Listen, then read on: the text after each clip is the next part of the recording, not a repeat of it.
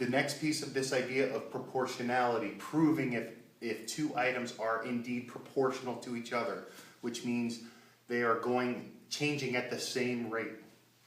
We did it with a table. Now I want to take this idea and go to a graph next. Now this is part of my Cartesian coordinate system. And if you remember, we had a vertical axis, horizontal axis, quadrant 1, 2, 3, and 4 goes counterclockwise. We're only going to focus on quadrant 1, top right. Now think real quick, why? What kind of numbers live in quadrant 1? Yeah, hopefully you think it's positive. It's only positives that we're going to deal with. When I go to graph two ideas to see if they're proportional, the ideas of dependent and independent come back into play. And again, it's standards that people made up when they were discovering this or discussing it, just so everyone talks about it in the same way. Go back to our table. Independent was first, dependent is second. Okay? Where do we put them? Well, independent always goes on the x-axis. Now, if you think about this, here was my Cartesian coordinate system, which was the x-axis. It was this one. It was my sideways. This is my x-axis, which is also my independent. So that means the hours is going to go on this axis. Okay? 0. Now this is going by ones, which means when I label this, I can label by ones. 1, 2, 3, 4, trying to do equal spacing. If I was doing this official, I would have a ruler or graph paper. 5, 6, 7. Dependent is my y-axis. This is the y-axis and this is dependent. My label is money. Now this goes by eights. I could count by eights, that's fine. 0, 8, 16, 24, 32, 40. Again, evenly spaced. So what I would do is I would graph this. We know 0, 0 is a point. 0, 0. And again, when I look at my graph, in order for it to be proportional, the idea of 0, 0 must be included. So let's graph this and then we'll come back. 1, 8, over 1, up 8, 2, 16.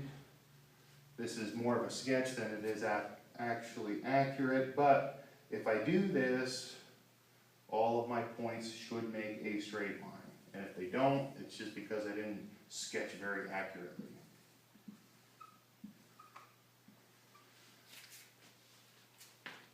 Okay? Now again, real quick, if I look at this graph, if somebody gives me a graph and says, are these two ideas proportional?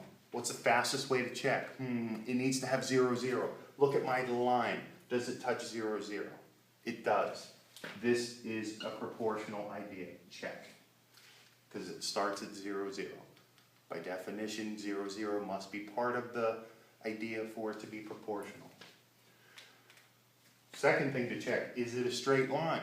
Is it increasing the same amount every time? Yes, check. Okay? 0, 0. For every one sideways, I go up 8. Here's my unit rate.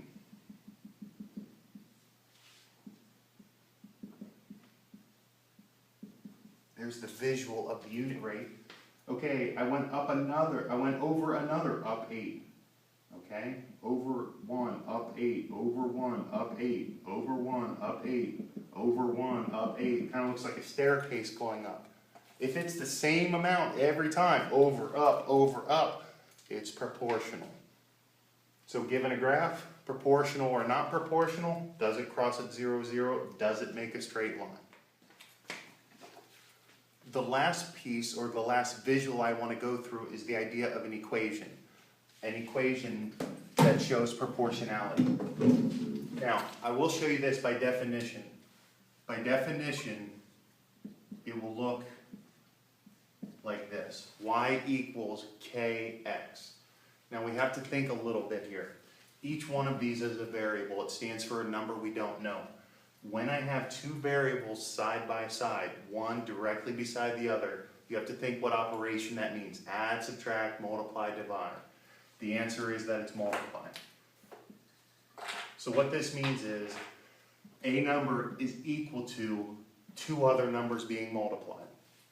Now we have to think about what the variables stand for.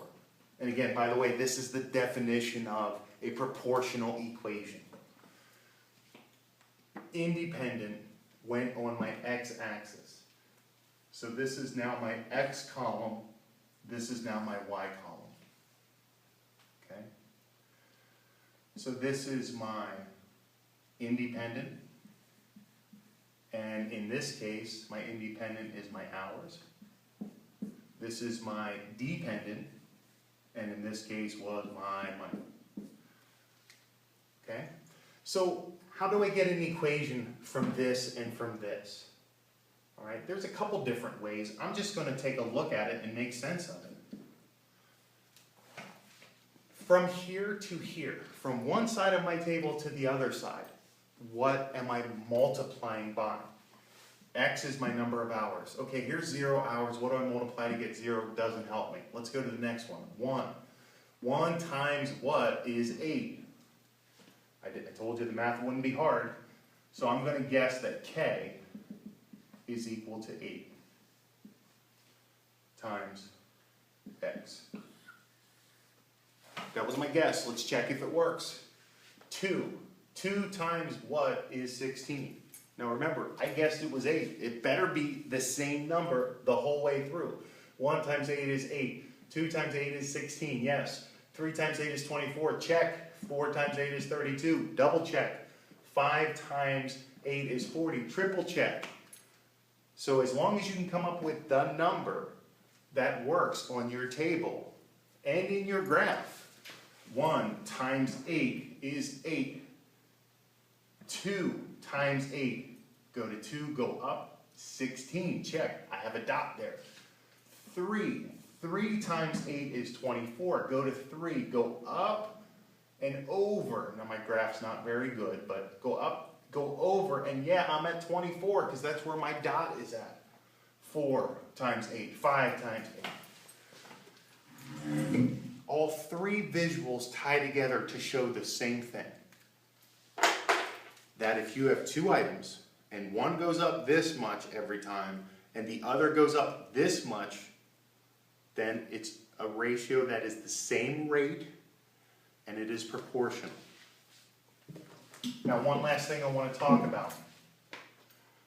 This number is called the constant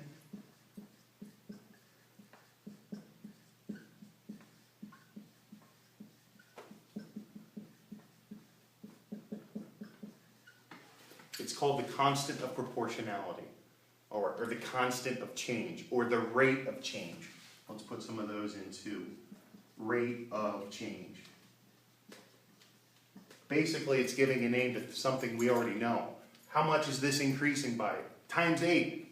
What's that called? It's the constant of proportionality. It's the rate of change.